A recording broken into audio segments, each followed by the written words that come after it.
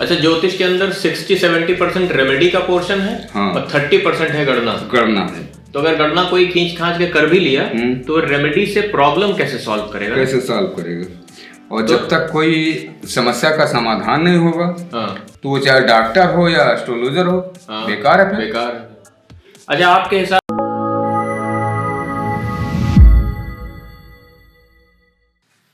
ये हॉरोस्कोप है अनमोल अंबानी का।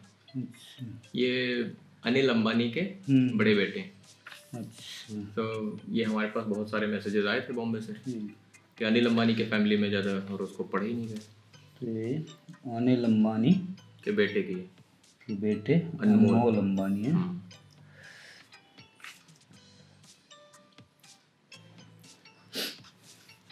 अनिल अंबानी धीरू भाई अंबानी के भाई छोटे? नहीं, धीरू भाई अंबानी के बेटे थे अनिल अंबानी। अरे मुकेश अंबानी के भाई। मुकेश अंबानी के भाई। हाँ हाँ हाँ, उनके ये बेटे हैं। उनके ये बेटे। तो अनमोल अंबानी की जन्म कुंडली सिंह लग्न है और मकर राशि। सबसे पहले आयु की गणना करते हैं। लग्ने से स्थिर में अष्टमेश का गुरु स्थिर में है, अल्प हो गई। लग्न स्थिर में है, चंद्रमा चर में है, मध्य हो गई। शनि चर में है, चंद्रमा चर में है, दीर्घायु हो गई। तो मध्यायु की जन्म कुंडली है ये। तो अनमोल अंबानी की जन्म कुंडली मध्यायु के कालखंड में है। अब इसमें राजयोग देखो। लग्नेश चौथे घर में है, सूर्य वृश्चिक राशि में है, उच्चाभिलाषी है। मेष इसकी उच्च राशि है और 5 राशि पीछे वृश्चिक में बैठा है। तो एक तो ये राजयोग हो गया, लग्नेश चौथे घर में।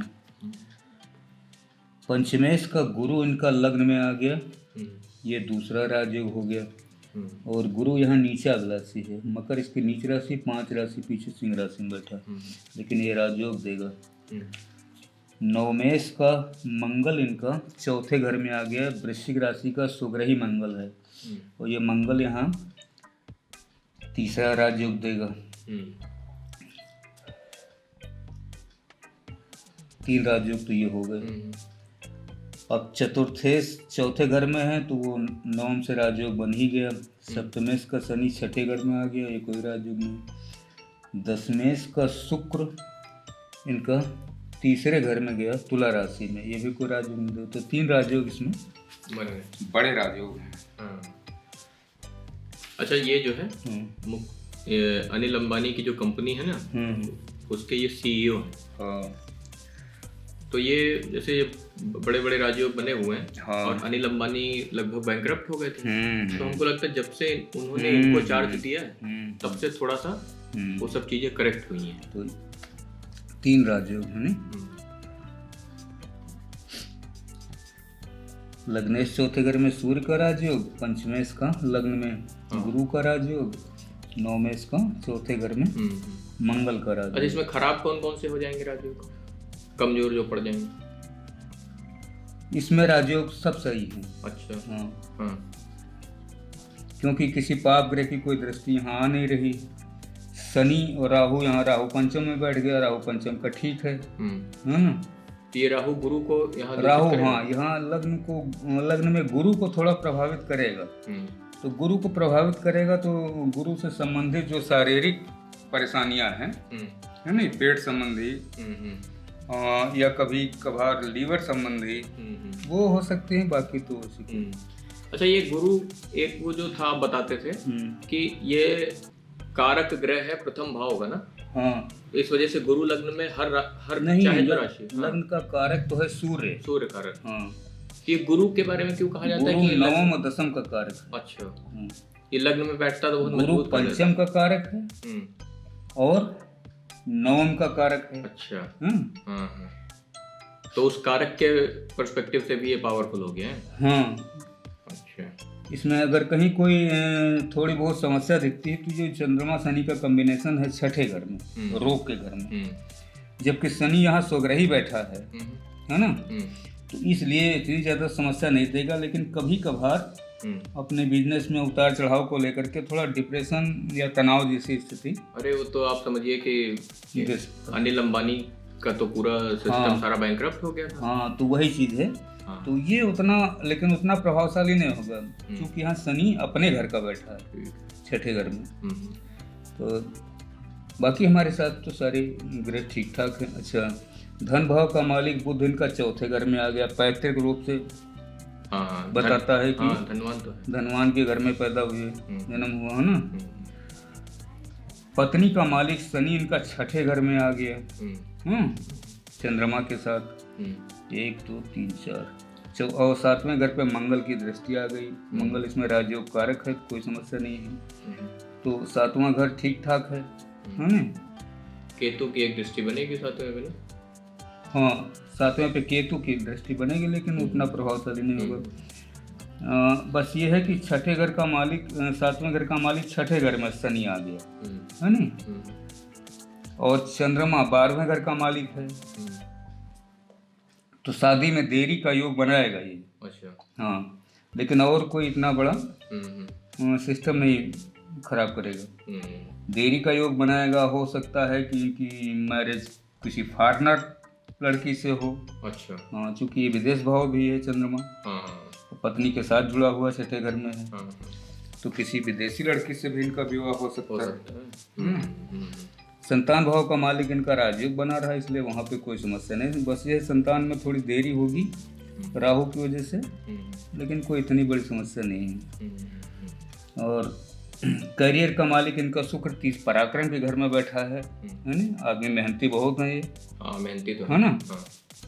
तो ये अपने पराक्रम से ये बहुत सारी सफलताएं अर्जित करेंगे जीवन में। तो आपको बताते हैं, वो जो यस बैंक वाली प्रॉब्लम थी ना, हाँ, जिससे इनके पिताजी ने लोन उठाया, वो सारी प्रॉब्लम इन्हीं की सही की हुई है। हाँ, तो ये अपने पराक्रम से बहुत सारी समस्याएं हल करेंगे अपने बिजनेस की। तो ये चीज़ ये हो गई। अच्छा, सिंह लग्न है, चौथे घर का मंगल है, एक तो मांगलिक योग बनाएगा ही, है ना। लेकिन अगर देखा जाए तो चंद्रमा से 7 8 9 10 11 नहीं बन रहा, शुक्र से दूसरे नहीं बन रहा, तो मांगलिक योग का भी प्रभाव नहीं होगा, क्योंकि इसमें मंगल राजयोग कारक ग्रह है, 9वें घर का मालिक है, तो मांगलिक योग इसमें प्रभावशाली नहीं होगा। तो बाकी हमारे साथ तो कुंडली बहुत बलवान है ये। हाँ, 3 राजयोग हैं, है ना। हाँ, और जिस तरह से ये कुंडली दिखाती है सारे ग्रहों की स्थिति, उसमें ये लगता है कि अनिल अंबानी उतनी सफलता नहीं अर्जित कर पाए हैं जितनी ये बेटा इनका करेगा। तो इसका मतलब है कि अपने पुरुषार्थ से, अपने परिश्रम से। तो अनिल अंबानी का बिजनेस जो है वो डूबेगा नहीं पूरा। हाँ, है ना, कभी नहीं। हाँ, ये इस समय सीईओ है अनिल अंबानी की कंपनी। हाँ, तो ये इनकी अनमोल अंबानी की कुंडली बताती है कि ये अपने जो भी बिजनेस है, पैतृक है या अपना जो ये अपना बनाएंगे, उसको ये बहुत अच्छी तरीके से हैंडल करेंगे। अच्छा। चलाएंगे, चलेगा, कोई समस्या नहीं। तो हमारे साथ तो बढ़िया। अच्छा, जब अनिल अंबानी का सब बिजनेस खराब हुआ था 2008 में, हाँ, तब तक ये सब बच्चे ही थे। हाँ, तो ये लोग कुछ अपना कर ही नहीं पाए होंगे ढंग से, नहीं। हाँ। अब अच्छा, एक चीज हमने देखी कि अगर बिजनेसमैन की कुंडली बहुत अच्छी नहीं है, तो बिजनेस उसका बंद चाहे जितनी जल्दी जाए, वो खराब हो जाएगा। ये तो है ना। या नॉर्मल भी, अगर मिडिल क्लास फैमिली में भी है, अगर हॉरोस्कोप बहुत अच्छे नहीं है, तो उनको कुछ खास उनकी मेहनत से सफलता मिलती है नहीं ना। एक्सेप्शन भी नहीं देखे हम लोग कि कोई एक्सेप्शनल केस हो। तो हमारे साथ तो बढ़िया है। अच्छा, हमारे पास फोन करके बहुत सारे लोग कहते हैं कि आपके चैनल को हम देख देख के बहुत सारा एस्ट्रोलॉजी सीख गए। तो वो कहते हैं कि जो बाकी चैनल्स पे एस्ट्रोलॉजी चलती है, उससे और आपके चैनल में बहुत डिफरेंस है। कहते हैं आप लोगों का कैलकुलेशन एकदम डिफरेंट है सारा। तो अच्छा, उनको ये नहीं पता ना कि आत्मज्ञानी का चैनल है ये, तो ये अलग खेल चलता है। एक बात बताइए कि बहुत दिनों से जो है कोई ऐसी बातचीत नहीं की गई आत्मज्ञान की, तो हम सोच रहे थे कि एक आधे कुछ क्वेश्चन थे लोगों के, वो इसी में बता दीजिए कि अगर किसी इंसान को आत्मज्ञान चाहिए तो वो सबसे पहला काम अपनी जिंदगी में क्या करेगा? सबसे पहला तो ये काम करे कि कुछ तो जो किताबें हैं धर्म की, सनातन धर्म की, उनको पढ़ना चाहिए। खास करके सबसे बढ़िया अगर बहुत ज्यादा रिसर्च न करनी हो तो गीता से अच्छी कोई किताब नहीं। अच्छा। गीता में आत्मज्ञान के बारे में ही बहुत सारी इंफॉर्मेशन है। फिर वेद पुराण उपनिषद में जाने की जरूरत भी नहीं है। गीता में ही बहुत सारी चीजों का वर्णन है। आत्मा क्या है ना, परमात्मा क्या है, ज्ञान क्या है, तो कैसे ज्ञान काम करता है। तो अगर गीता कायदे से 2-4 बार पढ़ी जाए तो काफ़ी चीज़ें क्लियर हो जाएंगी। मोटा मोटा हमको पता चल हाँ, मोटा मोटा पता चल जाएगा, थ्योरेटिकल। अब रही प्रैक्टिकल बात, तो प्रैक्टिकल तो सीधी सी बात है कि ज्ञान जिसके पास है, वास्तविक ज्ञान, किताबी नहीं। क्या मतलब हुआ वास्तविक ज्ञान? वास्तविक का मतलब है जिसने खुद अनुभव किया है। किस चीज का?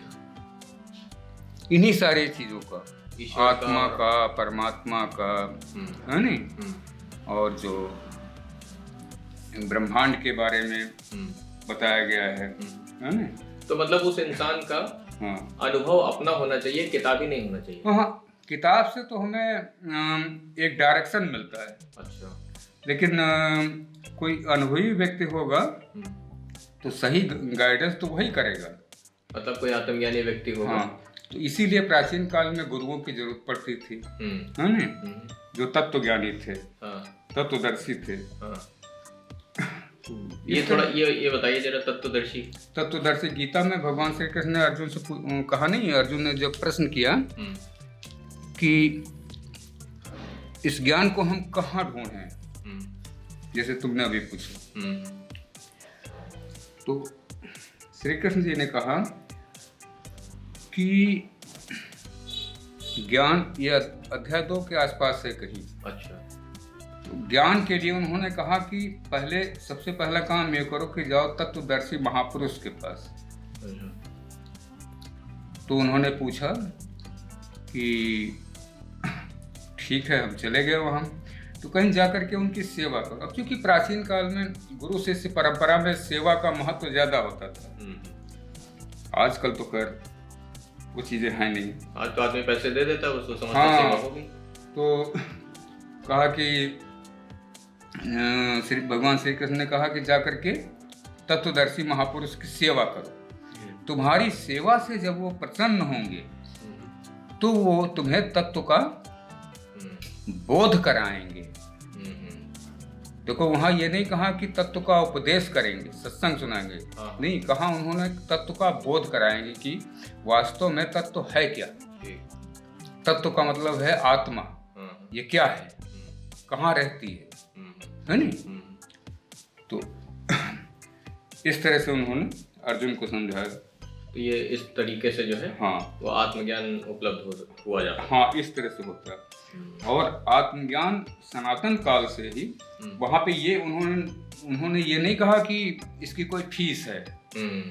ठीक बात है ना, ये बहुत बड़ी बात है, इस पर भी बहुत चर्चा होनी चाहिए, है ना। हाँ, आत्मज्ञान की कोई फीस दे ही नहीं सकता। ठीक बात। कारण ये है कि ये सुपर पावर की बात है, सुपर पावर का ज्ञान है, यानी सीधे सीधे परमात्मा का ज्ञान है। तो इसकी फीस कौन दे पाएगा? इसी वजह से इसकी फीस ली भी नहीं जाती है ना, क्योंकि कोई दे नहीं पाएगा। तो हाँ, तो फीस आत्मज्ञानी लोग फीस लेते भी नहीं आत्मज्ञान की। ठीक है भाई। तो ये कुंडली जो है कुल मिला के है बहुत बढ़िया, बहुत पावरफुल। ठीक, और ये बहुत उन्नति करेंगे।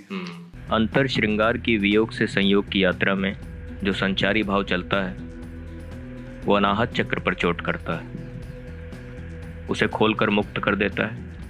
स्नायु तंत्र सजीव होकर ब्रह्मांड यानी पंचम तत्व में विलीन होने के लिए तत्पर हो जाता है। जिस शरीर में यह प्रक्रिया घटित होती है वो तत्काल अशरीरी हो जाता है। जो शरीर इस शरीर को देखता है वो शरीर अशरीरी की यात्रा में जाने को उमड़ने लगता है। ब्रह्मांड की आदि शक्ति जो मोह के प्रभाव में रहती है मुक्त हो जाती है और दोनों शरीर अशरीरी में संभोग कर लेते हैं। पर यह नारायण की स्थिति नहीं है। यह घटना मन के नियंत्रण में है, इसे ज्ञानी जान नहीं सकता, क्योंकि ज्ञानी मन के द्वारा छला हुआ एक नर या नारी है जो सुषुप्तावस्था में है। उसके जागने में बहुत समय है अभी। सच्चे गुरु का इंतज़ार और सच्ची मेहनत की कमी। सच्चा गुरु यदि मिल भी चुका हो फिर भी सच्ची मेहनत की कमी। गुरु सिर्फ चाबी देता है, अगर ताला खोलने की यादें